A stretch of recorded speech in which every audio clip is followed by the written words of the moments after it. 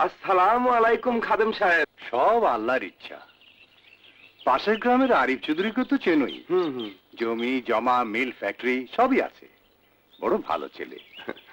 এত সম্পদ তবু নিজের গ্রাম ছেড়ে যায়নি। হ্যাঁ হ্যাঁ, তার কি হয়েছে খাদেম সাহেব?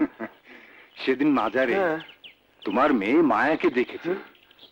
মায়ারে দেখতে? হ্যাঁ, আমাকে পাঠিয়েছে তোমার কাছে বিয়ের প্রস্তাব দিয়ে। আপনি কি বলতেছেন?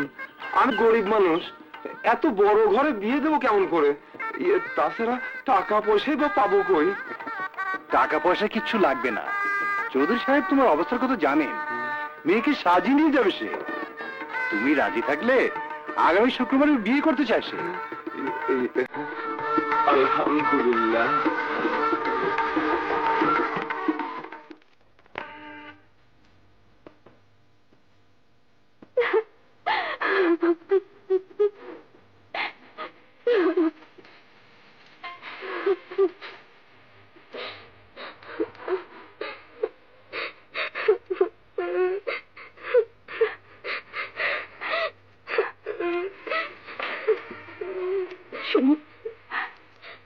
একটা অনুরোধ করবো।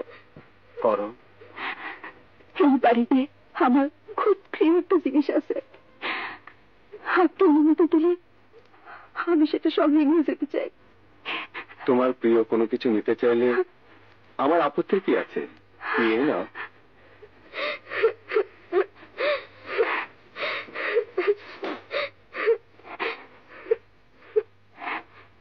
চল রাজু।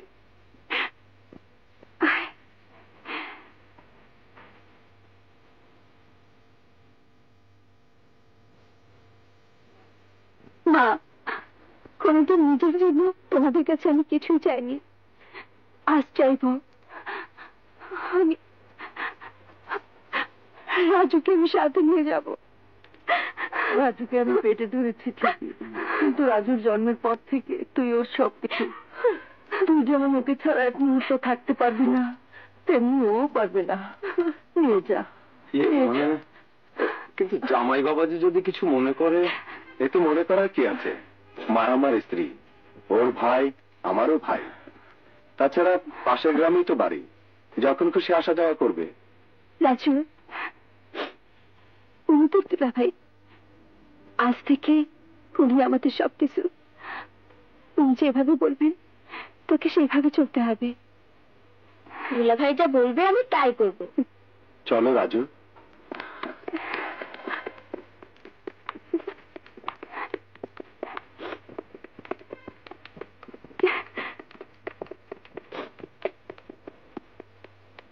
ওঠো। মা ভালো করো, মা ভালো থাকিস। আসি।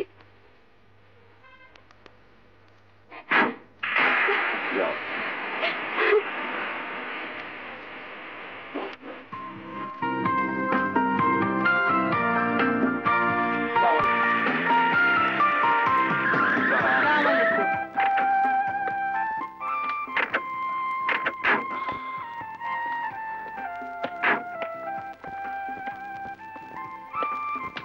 এসো।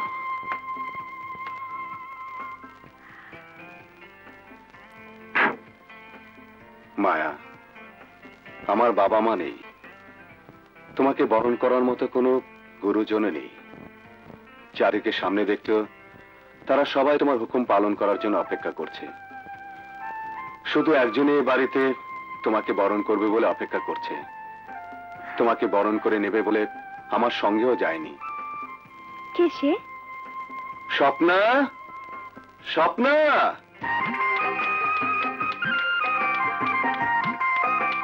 ভাইয়া, ভাবিকে নিয়ে আসতে তো দেরি করলে কেন? আমি কখন থেকে অপেক্ষা করছি। তুমি আমাকে আনতে যাওনি যে, তাই আমি রাগ করে দেরি করে এসেছি। এসো।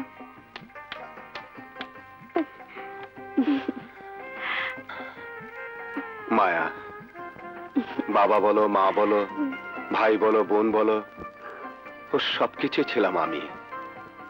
আমার সবকিছুই ও। বোন হয়ে তুমি তোমার ছোট ভাইকে যে স্নেহ মমতা দিয়েছো, আশা করি আমার বোনটা তা থেকে বঞ্চিত হবে না। ভাইয়া ও কে?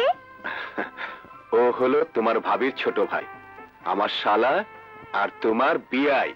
ও আচ্ছা, তুমি শালা বিয়াই?